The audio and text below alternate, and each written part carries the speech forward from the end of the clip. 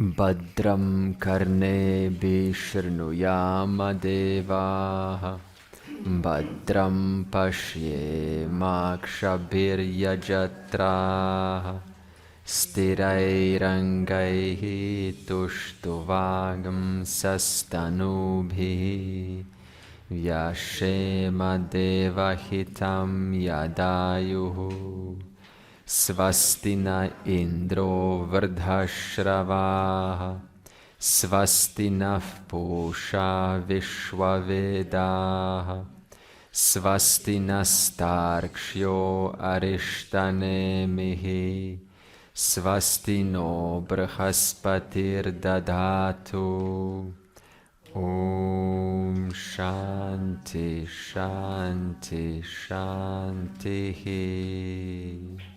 What do you think this inquiry is about so far? Okay, so we're bringing out those states that we identify with. What's the difference between intellectual knowledge and transformative knowledge? Suppose you say, I went to the event and I heard stuff. I know stuff now. Okay, so you didn't know and now you know. But what's changed? You just filled up your buddhi and your memory with some information. What's changed? How do you convert intellectual knowledge into transformative knowledge? Experience. Hmm? The knowledge, the experience. Experience of the knowledge. And what would make you experience the very knowledge that you're hearing? What would convert that knowledge into direct now? Like, this is how it is for me. It's reality for me in this moment.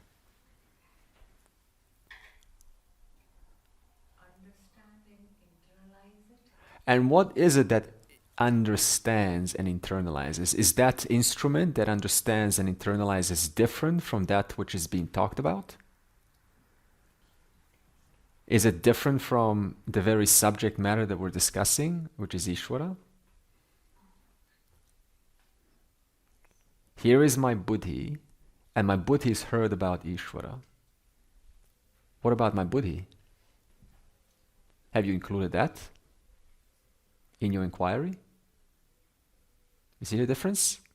If you use your buddhi as a container to store facts, that's called scholarly knowledge. That's called university. I got a certificate. I filled up my buddhi with knowledge.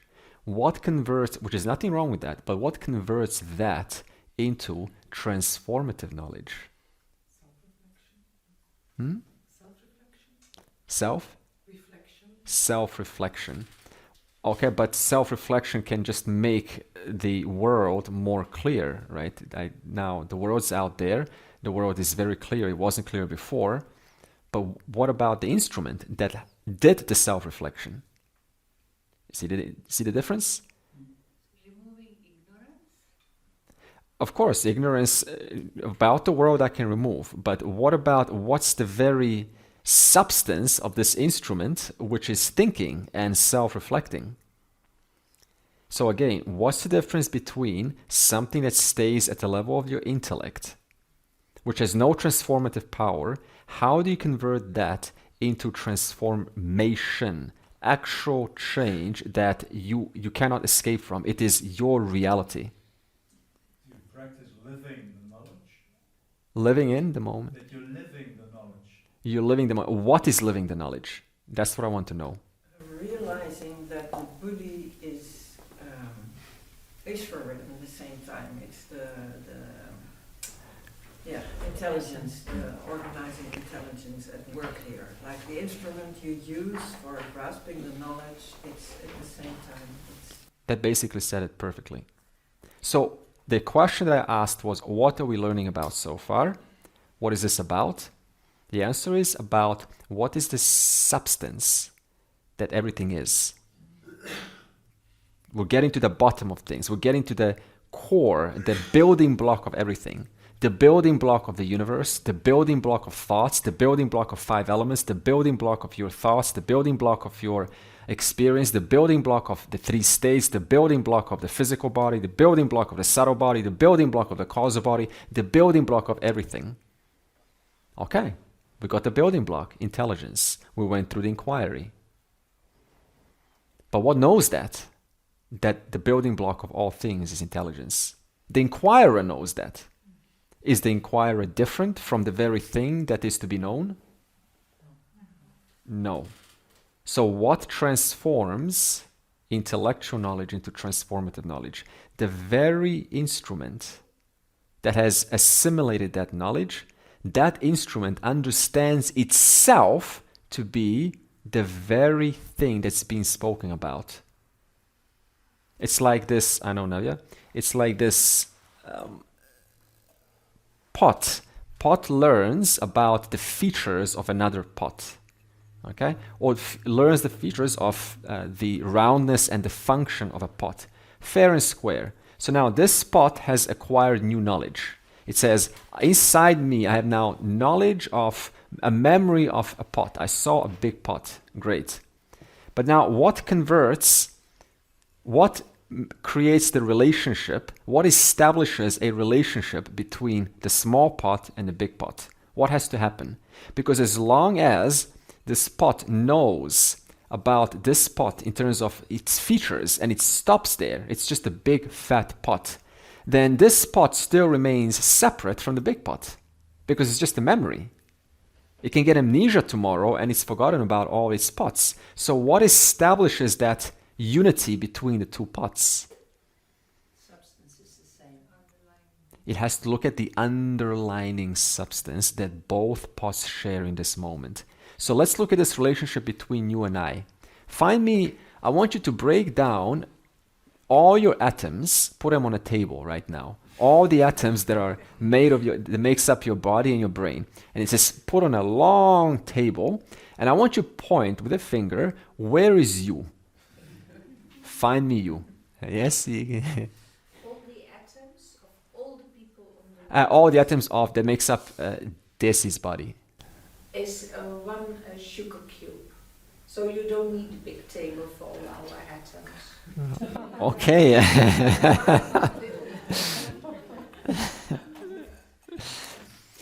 No, but you can't Got it.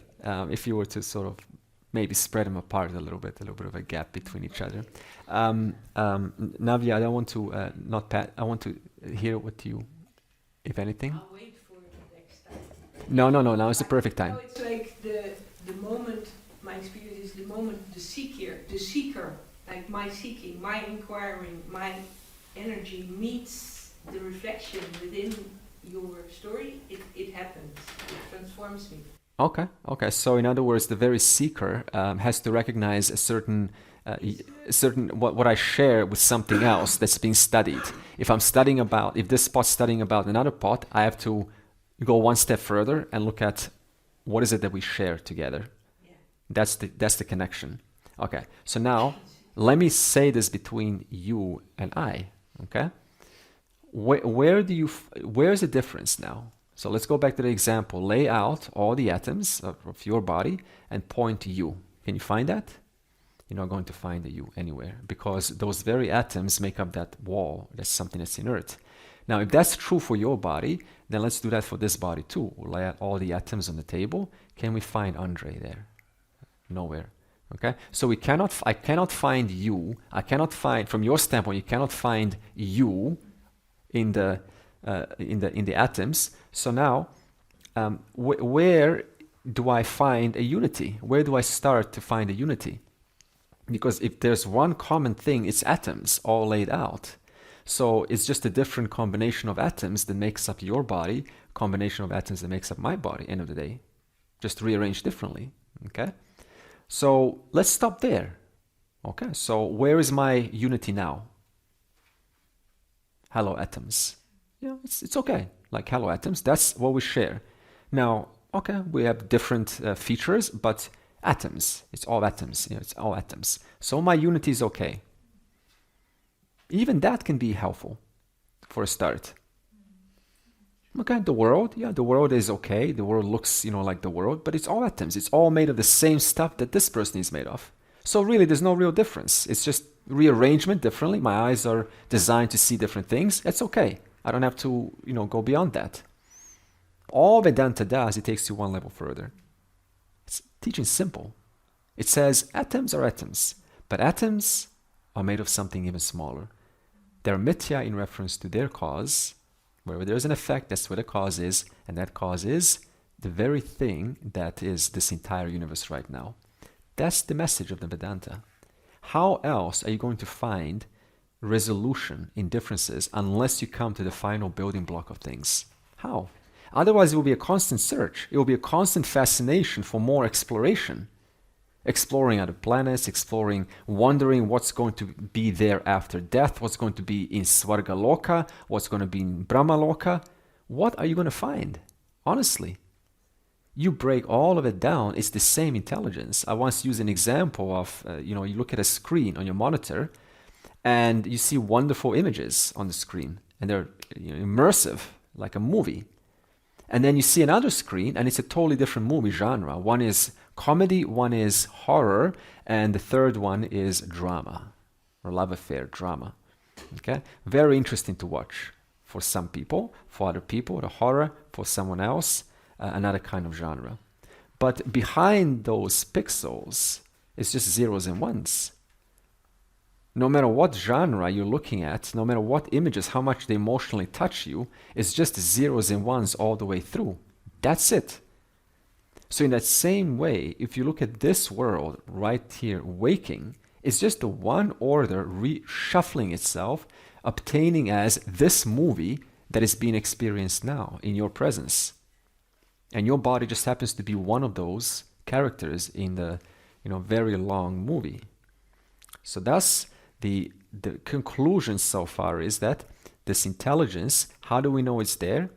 Because we analyze the construct of, like if you want to take photosynthesis, how do you create photosynthesis? Photosynthesis is very amazing, converts carbon dioxide to oxygen. Okay, so let's suppose we take many people and we go like this. So we go CO2 plus H2O plus O2 plus C6O6 H12, carbon, oxygen, hydrogen 12. That equals photosynthesis. How are you going to come up with this? That's photosynthesis. How are you going to design this? Take 120 atoms and then try to extract one carbon, doesn't work, maybe 2 carbon doesn't work, maybe 5 hydrogen doesn't work. It doesn't work. There's no way you can come up with this. So if you look at anything, you can see that it's intelligently designed by this order, and it has a perfect relationship to something else that's equally as complex as this. So 2 complex units in the universe come together and they create a relationship which serves a third entity, and that's called an insect. You got a digestive system, enzymes that digest the food. You've got photosynthesis converting CO2 to oxygen, and now you have a human being, a third entity, which is equally even more complex than this. You see this? Complexity within complexity within complexity. And what we do is when we look at that complexity from the standpoint of biology, we call that you're a biologist. You spend your whole life learning about that one large book of intelligence. And you're just like drawn into it. There's so much to explore. If you are a historian, then you look at that one large book of endless reorganizations, and you're turning every page and you look, here's how this intelligence has organized itself 60 years ago. Interesting. Here's how it's organized itself 10 years ago. Interesting. So you're just looking at a vast book, and you're looking one page of that single book of vast complexity, and that becomes your speciality in life. Speciality of biologist or historian or archaeologist, or now you specialize like an optometrist, an extra 5 years of knowledge just to understand the retina of your eyes. So you just spent 10 years graduating, and now extra 5 years the retina of your eyes to specialize. You see how much knowledge there is? 5 years worth of knowledge just in the eye for a human being to study. The amount of complexity in this universe that we don't see is just mind-boggling. And this intelligence makes your body respond and beat your heart and digest the food on a day-to-day basis and delivers you the exact results that was done by your body yesterday. It comes back to you and not someone else. And it does that for you. It does that for an insect. It does that for a cat. It does that for 10 trillion insects and ants. It does that for everyone in the past, present, and future. It knows exactly to whom to deliver the results of their past actions. It never makes a mistake. And then you say, oh, what did I do to deserve this? That means we cannot even remember our own life. What do we do? What was the cause that led to this effect? And this intelligence remembers that or stores that or has that capacity to know that for you and every human being in this universe. And that intelligence is what is manifesting as this very moment, as the light, as the air you're breathing, as the space, as the heat, as the sun, as the ability for the sun rays to reach the earth and supply us with the right temperature and the plants to respond with that and for us to have the 4 seasons. And then you have something called the cage fungus, which is a mushroom, which releases a very stenchy smell, like a slime on its surface.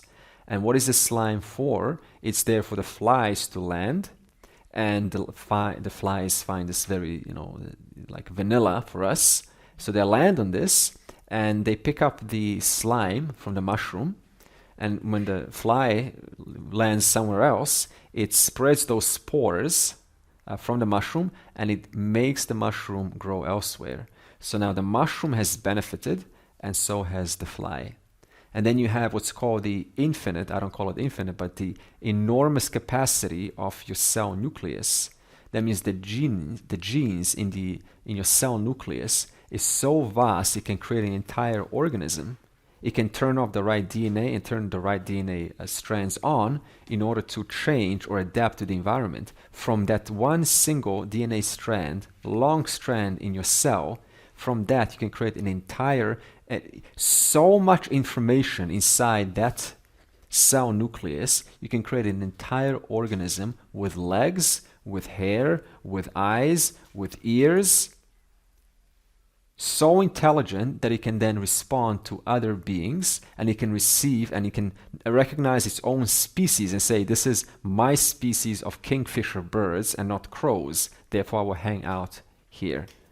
All inside that DNA. Right? So the complexity is just mind-boggling, and we are all surrounded by it, and it's only ever been that complexity, and Vedanta just brings it out so that your mind has a fallback. If you don't have a fallback, then what's my fallback? My fallback is forms.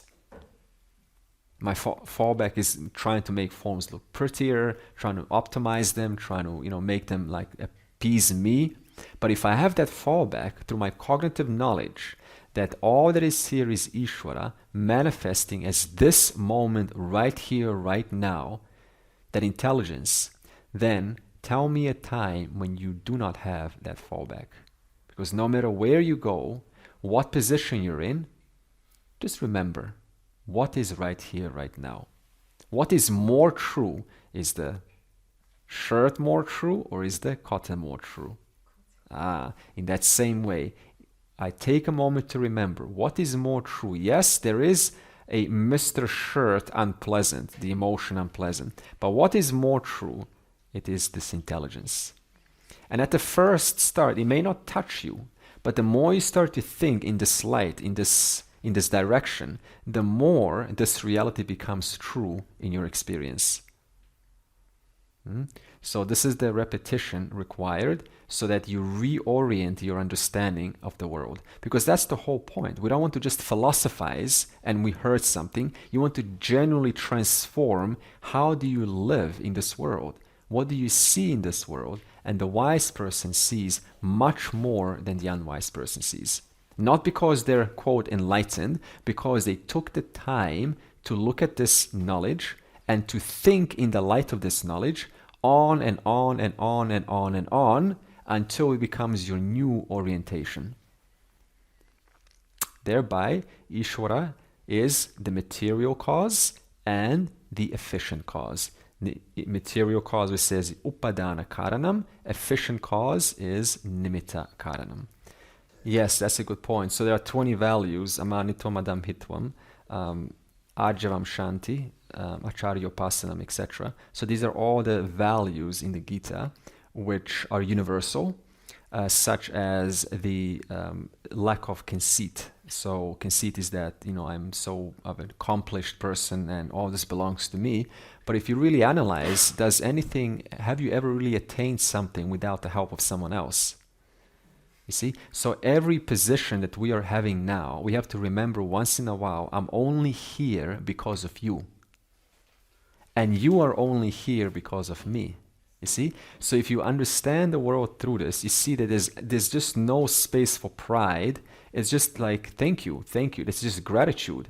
And the gratitude is not coming out because someone told me to be grateful. It's coming because it's the only proper response when I see the generosity of Ishvara for constantly giving me the right resources, the right air, the right people, the right teachers, the right opportunities, the right chances to get up on my 2 feet and start again when I made a mistake yesterday. That Ishvara never puts me eternally in some kind of a doom and gloom situation. I'm always able to come out and say, okay, that was not good. Now let me try again. So you see that you're given more than you're taken from. You're always being given in this world right from the start. And when we don't have Ishvara in our lives, then we cannot do anything but say, I want more. I'm not satisfied. The world needs to give me more. I don't need to give back to you. But you start to see, actually, in this moment, you are given everything you need to be okay. That much I can accept. So the generosity is incredible. And it changes your attitude towards yourself and towards your life and towards what it means to live in this world. That's like, okay, I want to complain, but complain about what? What do I really have right now? Right? I have so much in this moment. I have so much chance. I have a new, fresh day to wake up. I have air to breathe. I have people to take care of me. I have friends, I have knowledge, I have opportunities. And so you start to think like this when you go out and you look around and you say, the tree's there, the air is there, the sounds, my ears are working, my basic limbs are working. There's really, what more can I ask for?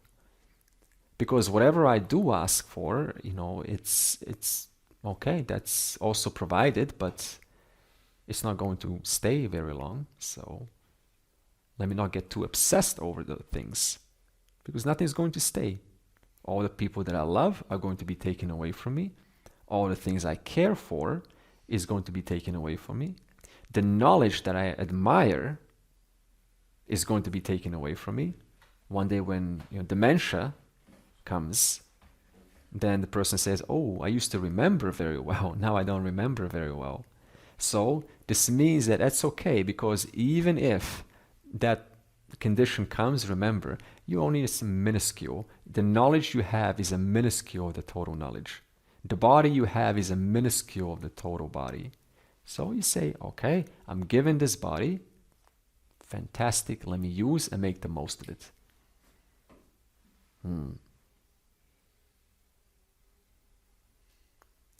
So, Ishvara is the causal.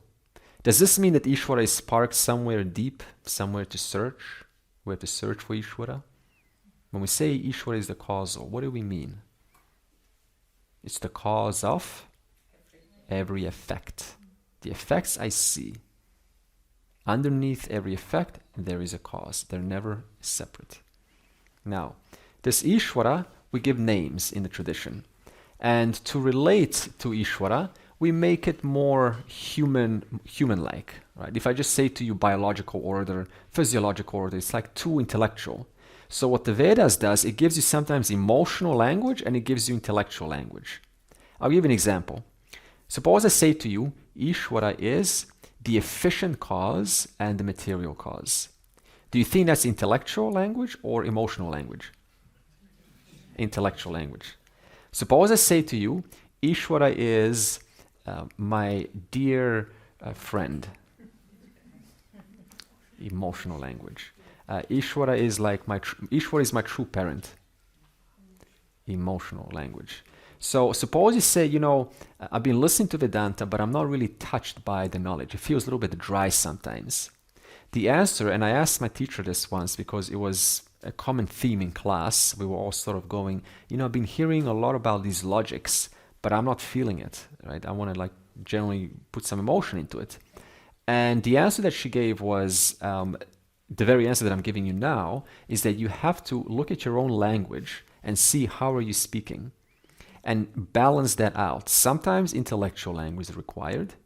Sometimes emotional language is required. Sometimes I say this is my karma. This is a cause-effect relationship that's going on in my life. It's a perfect one-to-one ratio between what I've done and what I'm experiencing. Okay, that's intellectual. Emotional language is when you say, okay, this is a nice little gift packaged up for me. This is a prasada, and I'm going to unwrap it, and it's going to be a big glove, with springs loaded. Some boxes I open up, and then a big, glove sometimes brushes me, like this, warns me, it's not good. Watch out. So play with that. Play with emotional language, intellectual language. This is how you balance. This is how you make the head and the heart shake hands. So, Ganesha. See, sometimes there's a gap between what you want and where you are and what you desire. Okay, there's the gap. Now that gap you want to fill up, right? You want to close that gap. When you close that gap, you say, thank you. But how do you close that gap? What does that gap represent? Obstacles, doesn't it? Mountains to climb. So now I say, okay, so let me reduce that gap. Let me remove the obstacles in between. And so I say, Ishvara, you are Ganesha. You are the one who helps me remove obstacles in life. Now, how do you remove obstacles in life? Do you just pray and obstacles get magically removed? Sometimes. Okay, that's possible. Although that was just a matter of time until it happened anyway. Okay, look at this. Suppose that I pray to remove inconvenience obstacles in my life. Right? Just general inconveniences, like small things. Suppose I'm praying every day, please remove inconveniences in my life. But then I don't back up my hard drive. You know what happens when the hard drive failure happens? You lost all those pictures. So you had all the chance in the world to buy a backup hard drive, to remove the inconvenience of an inevitable hard drive failure, and you didn't do it, and yet I'm praying to Ganesha to remove obstacles. So it's not just about praying, you have to follow up. It's logic. When I look at that intelligence as a form of having the little bit that I have and making the most out of it, that's called being resourceful. Someone gives you a few pieces of, some money or some resources, and from that little bit, you're able to somehow wield it and make something much bigger out of it. That capacity we call Lakshmi. The capacity that I have, that inner wealth, that inner resourcefulness to take the little bit that I'm given and make something great out of it. That's a wonderful ability to have. And then you have what we call Saraswati.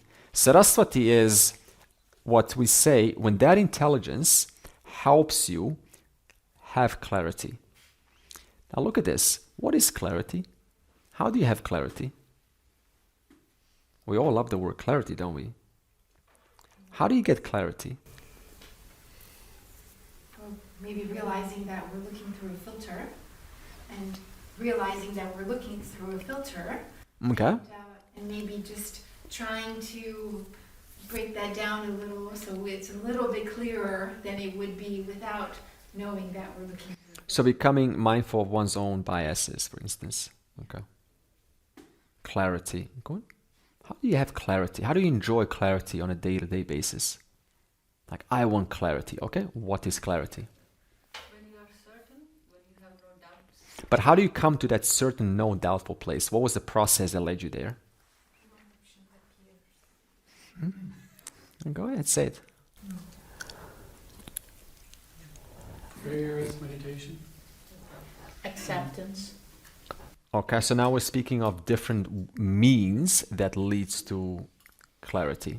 You need to be clear about your values because they decide about your goals. Okay, so in reference to where I stand, what I value, what I treasure, what I hold deeply, and what I'm being asked for, is there a mismatch or a match, for instance? And if there is a mismatch, then I'm able to make the right decision. And if I say no, that means I'm clear in what I want. Otherwise, if I have a value for honesty in someone, and that someone sort of is dishonest, but has some other attractive quality that kind of, is seductive or enticing, and I say, I'm just going to go ahead with that, that means my value for honesty isn't very well ascertained in myself. Clarity. What is clarity? How do you gain clarity? Maybe, Sometimes I Navya? maybe because we're usually very diffuse in our thinking, it's just putting it together and getting into contemplation until you get to clarity. Okay, so what I heard was establishing relationships between things. Yeah, between my different thought processes. So I get focused. So what's the relationship between this and this, this and this, having the whole puzzle piece connected. Nothing's out of place. If I look inside my mind, there's not one place where I go, what is this connected to? That doesn't exist. And if there is, I'm going to make sure and I reflect upon that part, which seems to stand out, and I go, that belongs here. How else do you gain clarity? Because we're speaking of Saraswati, which is that which gives you clarity. So now how do you gain clarity? I cannot just pray to Saraswati, give me clarity, give me clarity. What is clarity? Well, I sometimes have the feeling that clarity is happening at a certain moment and cannot really be grasped or being worked at. Like it's merely like what Sean said, I think. If you have your values right and make choices, your reflections on what's happening here in my life, how do I act, how does it relate to whatever. So that is the process I'm going through, and then the fruits pop up, or not, I don't know. That's part of my experience about clarity. Okay. So... And also like it's sort of endless, this popping up, and the possibility, not possibilities, but the clarity. I like. Yeah, so the clarity does start to show up more and more in moments, of course, as time goes by. What I'm really wondering is, what led to that? What led to those more and more moments of being more and more clear, where things start to shine in their true light? Because I wasn't like that once upon a time, if you think about it. And now you are. Attention to what? Popping the bubbles and using the teaching. Attention to maybe my gaps, to my blind spots? Okay. Because the degree to how many blind spots I have is the degree to how much clarity I've got. Attention to the values, Attentive to your values. and then go that way. Okay. And that requires time? Viveka, okay. So and Viveka is established in what, by comparing two things. That means I have to have two things, one blind spot and something that is opposed to my blind spot, and then say which one would be more productive in this world, for instance. That means I have to look at two options to establish clarity. Okay? So I want clarity. Hari, did you have something? Okay. So, but it starts with the understanding the teachings to even identify my blind spots.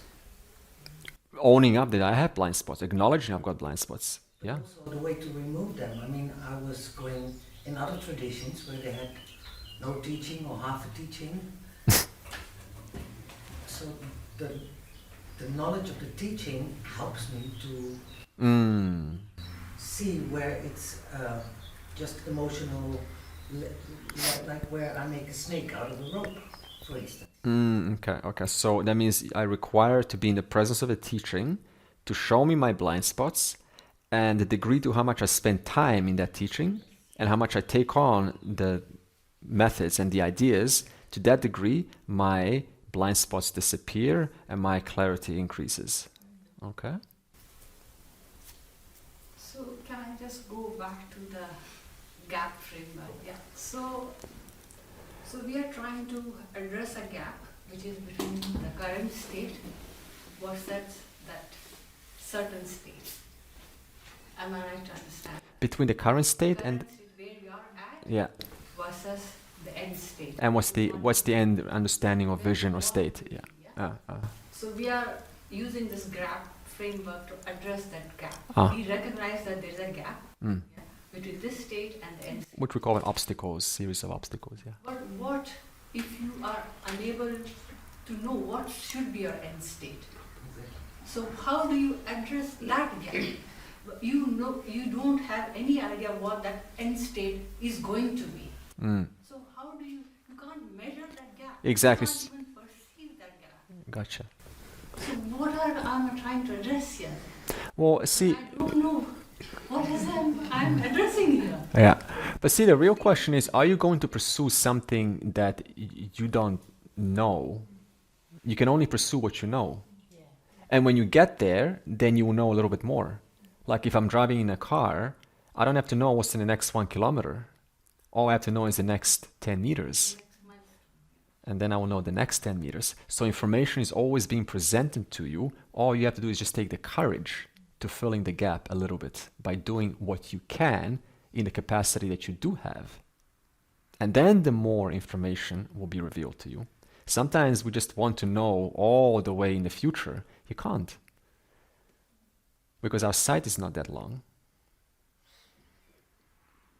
There was once a man who said, it made sense, he says, how do you fill that gap? Take the next logical step. And that much you know. You always know what's the next logical step. The only problem is we tell ourselves a story. No, there should be something different. There shouldn't be happening. I don't know what to do. Life is always presenting you the next logical step. Okay, let's do a little map. We started out with Ishvara, cause of the universe. And we said, from this cause comes the total physical, which we call Vaishvanara. The total subtle, which we call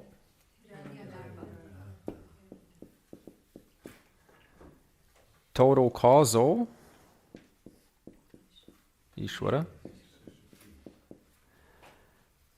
Now, the physical, one extension of the physical is the waker, Vishwa. An extension of the subtle is the dreamer, Tejasa. A minuscule of the total causal is Prajna. And this is the microcosm, and this is the macrocosm. Macro. This microcosm, I identify as one of these. I'm either the waking observer, I'm either the dreaming observer, or I am the deep sleep observer.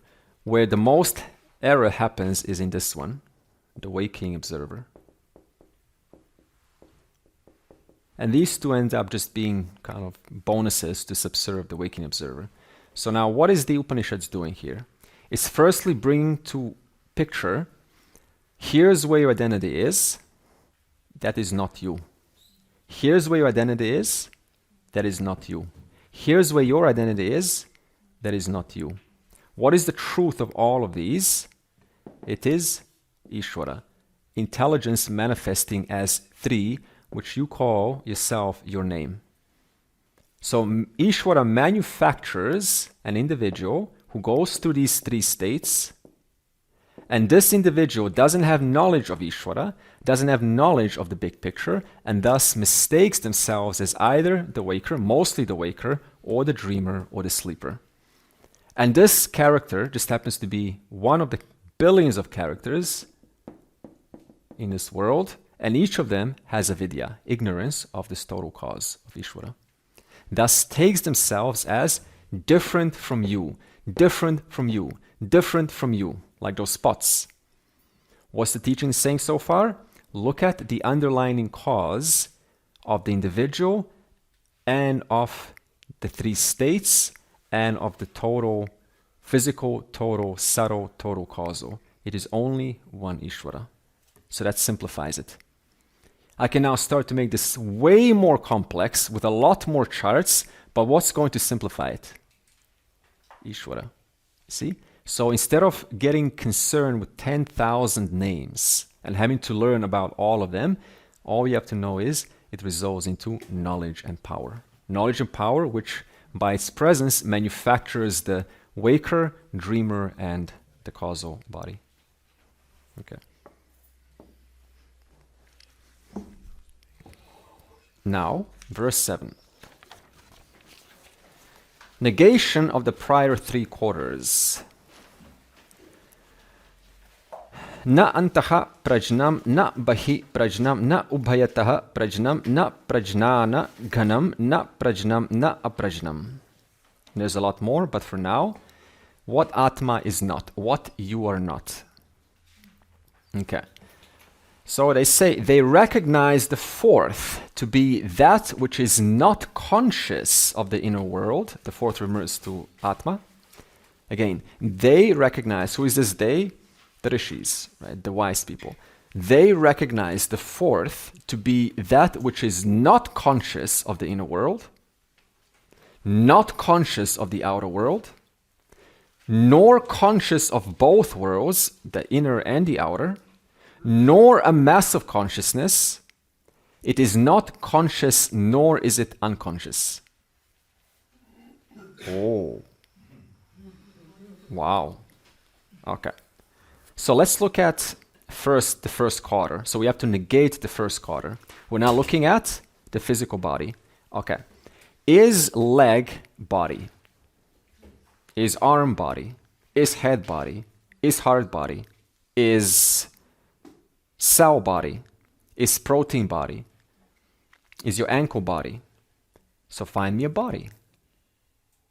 They're all nobodies. So we said this in the first yesterday. A bunch of nobodies come together and they create what's called a body. So you cannot really find a body in your body.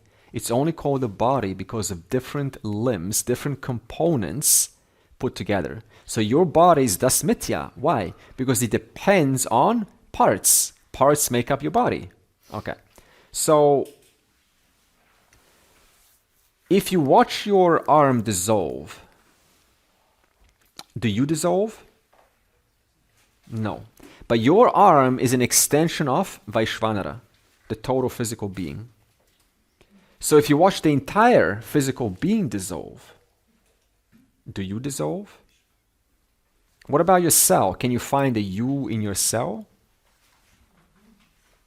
What makes up a cell? A bunch of no cells. Cytoplasm, is that a cell? That's the liquid inside the cell. The ribosome that makes the protein, is that the cell? Mitochondria that makes the energy, is that the cell? So no cell plus no cell plus no cell creates a cell.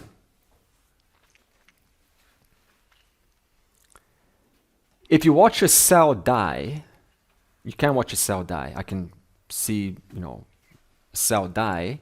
Do you die? Can you watch a cell? Can you objectify your cells? Yes. Anything you can objectify is not you. Na bahi prajnam. Atma is not the outwardly conscious. Atma is not the outwardly conscious. So outwardly, what's outwardly conscious? Remember the first waking state, how we said you're outwards?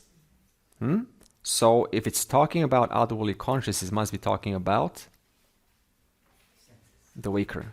So Atma is not the waker. The waker says, I am thirsty, but then the waker dies to give birth to the dreamer. Where's that thirst now? If you were the waker, then why would you go to sleep? Why would you dream? If you were truly the waker. That would be the end of you. Do you want that? The end of you? Total extermination, annihilation of you. Nobody wants that. That would be fearful. So I gladly die to the waker to go inside the dreamer. Gladly. Therefore, I cannot be the physical body. I gladly die to the physical body every single day to go into a state of my own mind-projected body. If you were really the body, then why are you dying to your body every single night? Get that? If you're truly the body, why would you ever want to let go of your body? The body that I'm so afraid that it's going to stop one day, that the heart is going to stop, to that body, to that heart, I am afraid of stopping one day. And yet, you let go of that every single night without any problems.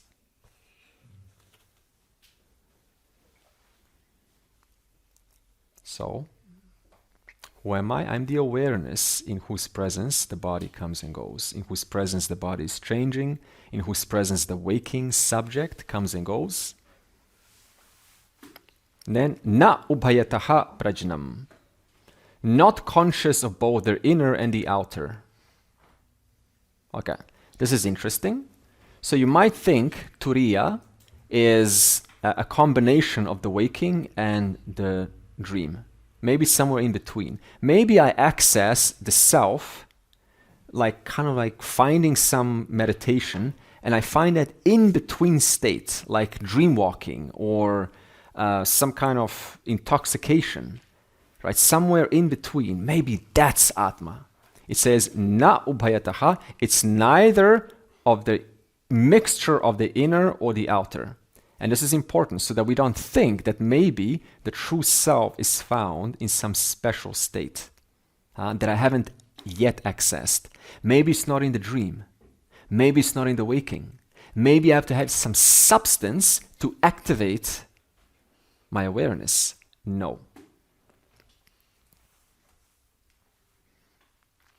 So if you ever feel like you're entering a state, have you ever felt that? Like you're entering a state? You're entering a different state? You know, one moment you're like this, next like, whoa, you know, I drank a little bit of something, and now I'm entering a state. Whenever you're entering a state, whatever that state is, you're free of that state. That's just another state known to you. Okay, second quarter. This is the subtle body. Imagine you were born colorblind, and someone creates a medicine and gives you a pill, and then color comes back. Has that affected you, or has that affected color? Has that affected sight, or has that affected you? I'm just witnessing sight going from black and white into color. I'm still there. Nothing's changed. So when it says the 5 instruments of knowledge, they're not you either, because they change, they improve, they degrade. Short sight, long sight, you remain to witness the long sight and the short sight. Okay, the observer doesn't change. In the presence of the observer, short sight happens, long sight happens. And then the mind. If you were as good as the mind, as the thought, what would be the problem with that? Would you want to go to sleep then? No, because you're not there then. Then why would I want to go meditation? Because people are constantly doing everything they can to stop the mind. It's a big thing, stop the mind. So you cannot be the mind. Otherwise, you would be as good as every thought. That's what makes up the mind. One thought shows up, goes away, you have now gone away, and then another you shows up. That means there will be no connection of continuity in your life. It will be just a disjointed moment after moment. Is this how you experience yourself? Not at all. You experience yourself as one continuous being. I. Remember a body. What makes up a body? A bunch of no bodies. What makes up a thought? A bunch of no thoughts. For instance, you have a thought about who you are. That's just a bunch of images that you have established about some earlier childhood or some idea, attention where you're putting that attention, and out of all the stories, you say, this is who I am. Not that, this is who I am. So it's selective attention. Your opinion about yourself is selectivity. You say, this little bit, this is who I am. Thoughts. How to think of thoughts? Just look at it as matter, just more flexible matter. You experience thoughts every single dream. That's basically a thought. It's matter that's malleable, that's able to be shifted and shaped. Na antaha prajnam, not inwardly conscious. Okay, so it's referring to the dream subject. So you're neither the dream subject who is created by your mind. Na prajnana ghanam, not a mass of consciousness. Mass of consciousness means I'm not the undifferentiated potential. So what do people believe about consciousness sometimes? They believe that consciousness, the true state, who you are, is like deep sleep. In deep sleep, I am truly non-dual. You're not non-dual in deep sleep. Because deep sleep is displaced by waking and dream. Anything that can be replaced by something else cannot be non-dual. Non-dual means, Advaita means that which is true in all states. Potential, darkness is not true right now. Right now, this is true. I cannot be deep sleep-like undifferentiated state. I cannot be blankness. Rather, I am the knower of blankness. And then conclusion, na prajnam, not conscious. The self is not conscious. What do you think this means? I am conscious right now. Who is conscious? I'm conscious. Are you conscious? Yes, you're also conscious. So when it says is not conscious, what does that mean? It is, okay, suppose I say, Andre is conscious. Yes, he's conscious. And therefore this consciousness is Andre's. Is that true? No, it's not conscious. People think that Turiya is individual awareness, right? This individual awareness is mine, and therefore I am conscious. It's not individual awareness. So people think that because there is a mind, I am conscious. Because there's a sensation, I am conscious. No. Because there is consciousness, in the presence of that consciousness, there is mind in the form of a thought. There is a thought, there is an emotion. Otherwise, we turn it around. We think, what would happen if I don't have experience? What would happen if I don't have, feeling of, like just feeling happy? If there's no happiness, I can't exist. So they think I need to be happy, or I need to be sad, or I need to be anything to be conscious. I had this question once from a student. They say, but what's it like when you drop your body? You attain videha mukti, you drop your body, you got moksha, you drop your body. What's it like? Is it just going to be darkness? No. So where was that student coming from? He was thinking that in order for me to be conscious, to be aware, what do I have to do? I have to have color. At least I'm conscious of color. I have to have sound. At least I'm conscious of sound. You see that mistake? No. Because I am consciousness, there is sound. There is color. Therefore, it's not individual awareness. That consciousness or awareness, it's not yours. It's universal. The consciousness illumining your thoughts is the same consciousness illumining my thoughts. In the Vivekashuddhamani, they say that it's the first mistake in your existence. That because you become aware that you are aware, and you think that you are aware. There's only awareness. You think, I mean, that awareness is localized over here, and that is my awareness. It's like the filament in the bulb. You know, it thinks, oh, you know, this shine, this electricity, or appliance thinks this electricity belongs to me. The toaster is proud that electricity belongs to it. No, electricity is universal. Like you're in like an appliance. Every appliance is programmed to do a different thing, isn't it? But what powers every appliance is the one consciousness. Na aprajnam. Not unconscious.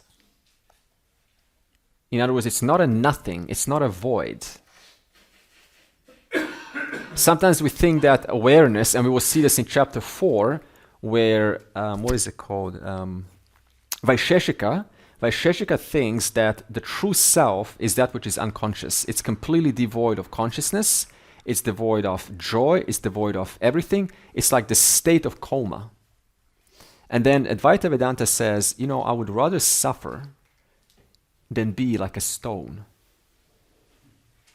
So it's not a state of coma. It's not a state of void. It is wakefulness. Complete wakefulness.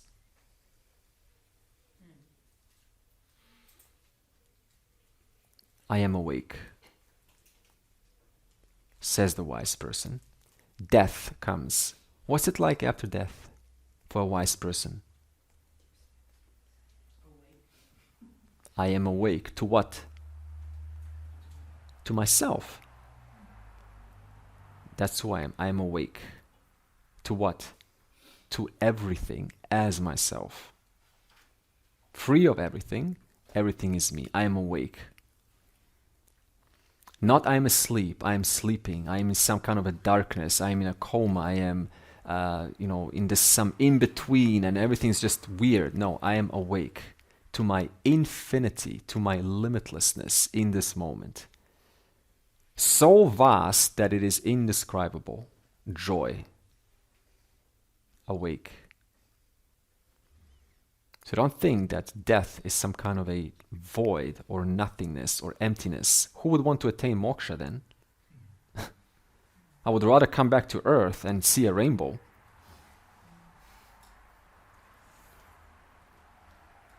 Is coma the same as deep sleep? Hmm? Is coma the same as deep sleep? Both of them are devoid of objects, so in that sense, yes. So moksha is not the same as deep sleep then? No. Because deep sleep, there's no one to know of my limitless nature. Yeah. So, and also deep sleep is not really true non-duality, as we said. It's just a touch. Because early on we said the causal body, in that causal body is the Anandamaya Kosha. By the way, what is everyone ever trying to experience on earth? Happiness. And how long does that happiness last? For a few moments. And that happiness begins, doesn't it?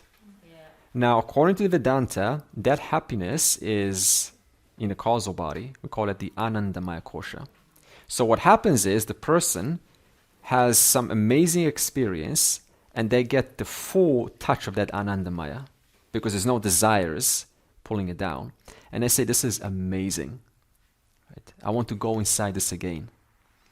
So they end up going back into the Anandamaya Kosha and they mistake that as the self. And yet the Anandamaya is just a fraction, a tiny, insignificant fraction of who you are. Just a little lick, a taster. So when a person goes into meditation, a smart practitioner will tell you, if you feel that bliss, do not go into it. Recognize it not different from Atma. It depends on Atma. Atma is independent of that bliss. Because it's experiential bliss. So don't think that you are some kind of, experiential bliss that you're supposed to have. You're much more than experiential bliss. Even though experiential bliss is useful to give you some hope to how beautiful and vast you are, it is still a little lick of who you are. Because in that moment, the wanter resolves. I've got what I wanted, I've got my object, my desire, And for a moment that desire is not there. It's not saying I want, I need, I'm small. For a moment that wanter resolves, takes a little nap, and what comes through? Full access to the Anandamaya Kosha. And that Anandamaya Kosha you experience in your body as happiness, which is also followed by the brain releasing dopamine. So all drugs are ultimately trying to access the Anandamaya Kosha. They just reverse the process. They release dopamine, but since there's a body-mind connection, it also gives you access to the Anandamaya Kosha. That's why drugs are so popular. So what does every single person really want on earth? Anandamaya Kosha. And what does Vedanta say? Even that you are not. It is you, but you are not the Anandamaya Kosha. So going back to my previous conversation, what is tripti? True contentment. That which we call nididhyasanam. What is that? It is recognizing whether the Anandamaya Kosha is true or not. I am much bigger than that. Therefore, I don't chase for highs anymore in my life. I don't chase to feel good. It's okay. I will get my part as I do my part in the world, but I don't chase for it. And that's a huge stepping stone for a practitioner in Vedanta. Because even after the knowledge takes place, it's like, oh, my life is just kind of, dull. I know that I'm free, but it's not that interesting.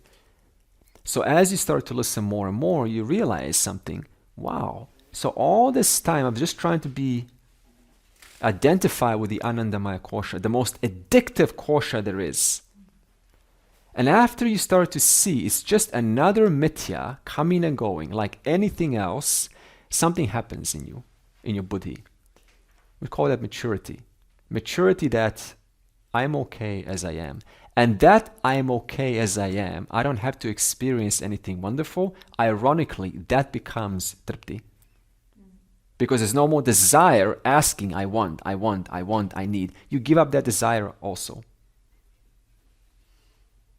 What's the gap between what I want and actuality? That gap is suffering. When that wanter subsides, I simply enjoy what I have right now. And it's the same with the things I don't want. The wanter, the dislikes, they are not important too much anymore, too. Yes. See, and now this is very interesting. Last session I also said, you reminded me, what is tripti? I'm okay whether life brings me ups or downs. So now, sometimes we mistake, so I have problems with people in my life. And so that means that they're bothering me and I'm just supposed to stay there and suffer. Because after all, whether I suffer or not, it doesn't really matter. That's not what I said. Look at Krishna. Krishna came to Duryodhana to negotiate with him. He was reasonable with him. Duryodhana did not budge. I'm not going to give you anything. Krishna said, so I've done what I could. I now decide to distance myself. Someone said, you only have 3 options. You can change a situation, you can escape from a situation, or you can accept the situation. Okay? So you always have options. So I'm not saying just go and accept and be treated and disrespected. I'm saying do what has to be done, but you realize it's just one story playing. One story of intelligence that has begun way, way before you were here. And it just happened to be in that circumstance right now for you. And you have to look at that to the best of your ability and say, have I done what I could? If yes, what's next? Protect yourself too. So that both, because sometimes the dynamic is just not useful anymore. It did its part. And you said, I had a dynamic, it worked, but some things have shifted and now I have to make a different call. And you make that call. And that too is necessary. Which is what makes you contentful. That you had the courage to do what has to be done. Okay?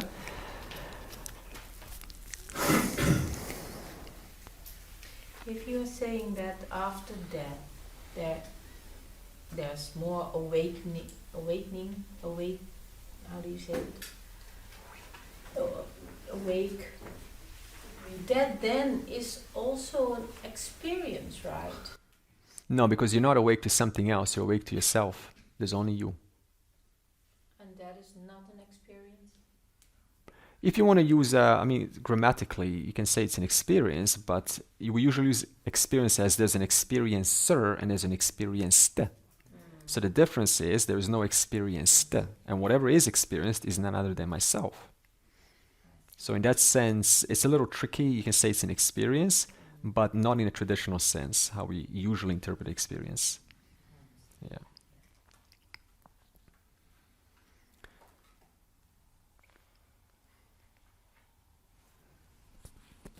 What comes and goes?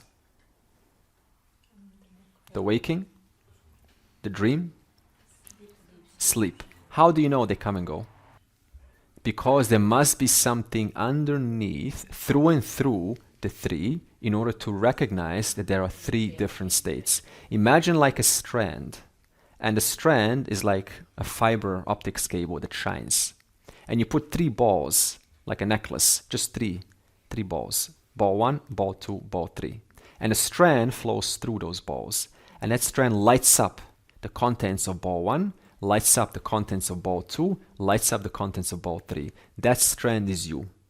Because that strand pervades all three balls, all three states of experience, because of that strand, you are able to relate to the three states of experience. Because you pervade all three of them. If you were only the waker, then you could not relate to the dream. There will be no connection to the dream. You'll be like, what are you talking about? I'm not there. It's some other person. But you know when I say waking, dream, sleep, you say, I am going through them. I am inside all three of them. So that means you must be thus in all three states, lighting up the contents of the three states in order to say, yes, I go through three states of experience. And if you want to attach more balls onto that strand, go ahead. Put 1,000 balls more. It doesn't matter. Afterlife, comeback, this, that. Still, who remains to witness the presence of all different states? That which pervades all of them. So once again, the question was, what comes and goes? That which comes and goes. To know that something is coming and going must mean there is something that remains in whatever is coming and going. And since you relate to what is coming and going, must mean that from your standpoint, that which doesn't come and go is also there, which we call self-evident I, which doesn't need to be revealed through a means of knowledge. It's self-revealing. Om Purnamadav Purnamidam Purnat Purnamudachyate Purnasya Purnamadaya Purnam Eva Avashishyate. Om Shanti Shanti Shanti.